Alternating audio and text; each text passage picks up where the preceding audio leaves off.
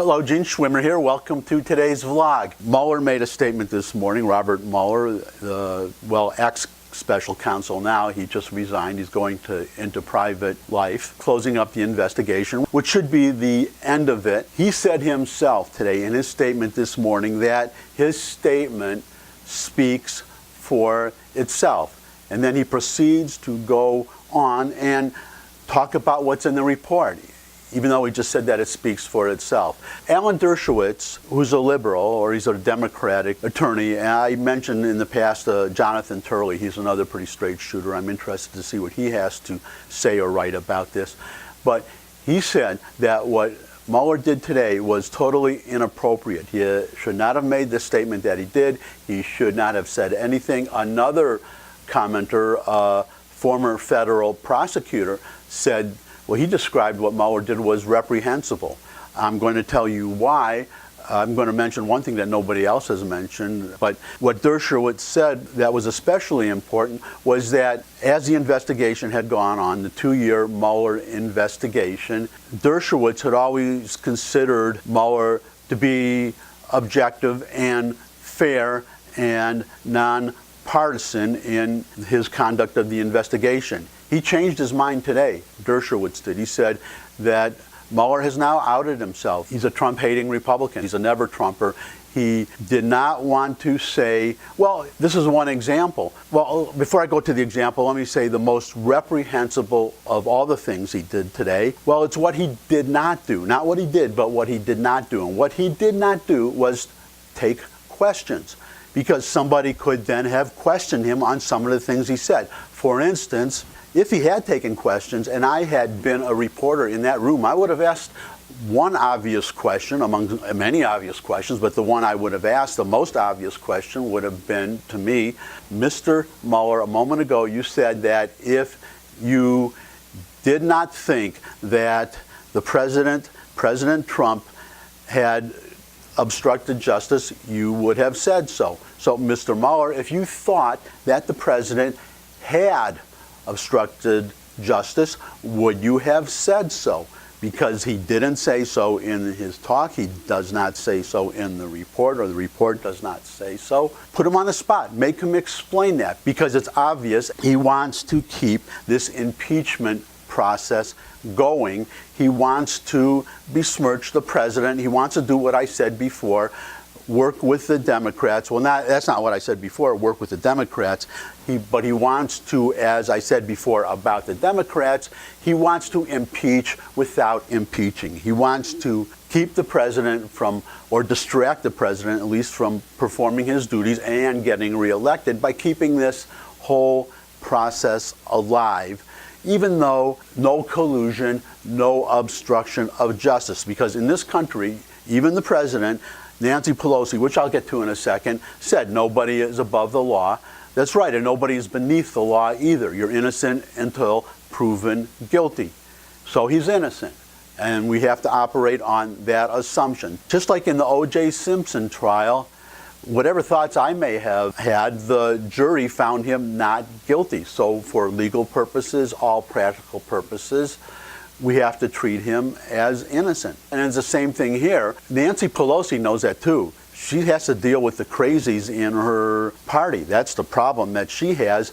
She was giving a talk later in the day, around 3 o'clock. She gave a talk before the Commerce Club of California, I think it was. She was asked about the Mueller statement and the obvious desire of the people in that audience, which would not be surprising to me. It seemed to be an audience. They didn't show the audience from what I could see, but it seemed to be mostly women in California. But men or women, let's assume a liberal audience that applauded almost everything she said. She said she wanted an ironclad case to pursue impeachment. She did not mention impeachment, but that was clearly what she meant. She wants these hearings in the House to continue to get the evidence for an ironclad case, her phrase again, because she needs enough to get Republicans on board to get behind impeachment, even though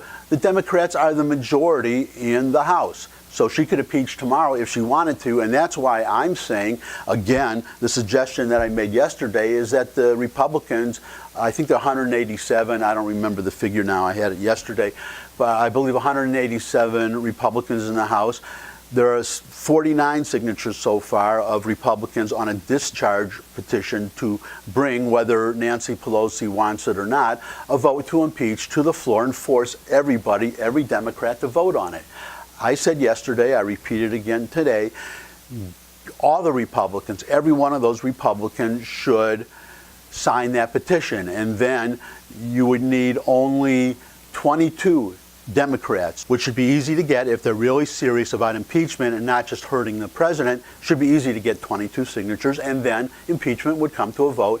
They could vote yes or no for impeachment and then move on, though they won't. I predict even if they voted against impeachment, the House, that Democrats would still continue holding these hearings. But there's also a very important admission in what Nancy Pelosi said today in California.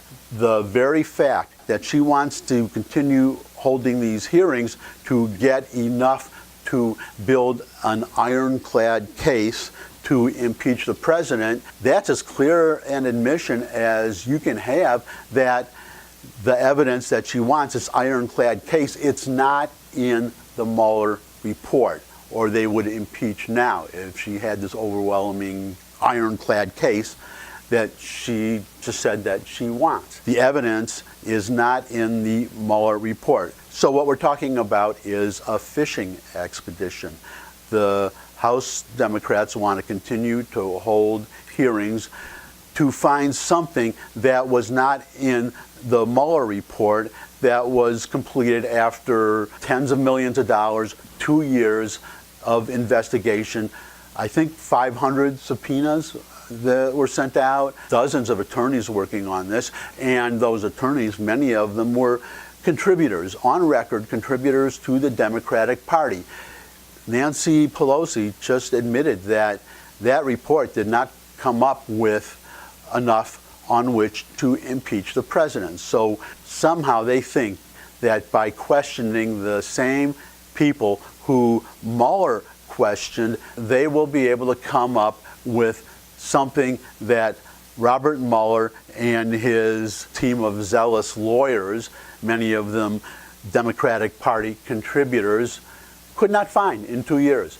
That's what they're about. It's a very sad day for our country. This is going to keep going on until the election, and maybe even after the election. If Trump is reelected, that would be a verdict from the American people.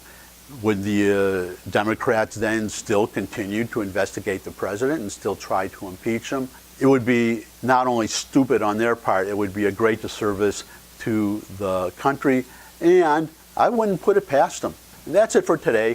Thanks for stopping by. Glad that you did stop by. As usual, if you liked the video, thumbs up. Share it with anybody you think would benefit from it. If you have any comments, you can put them in the comment section below the video.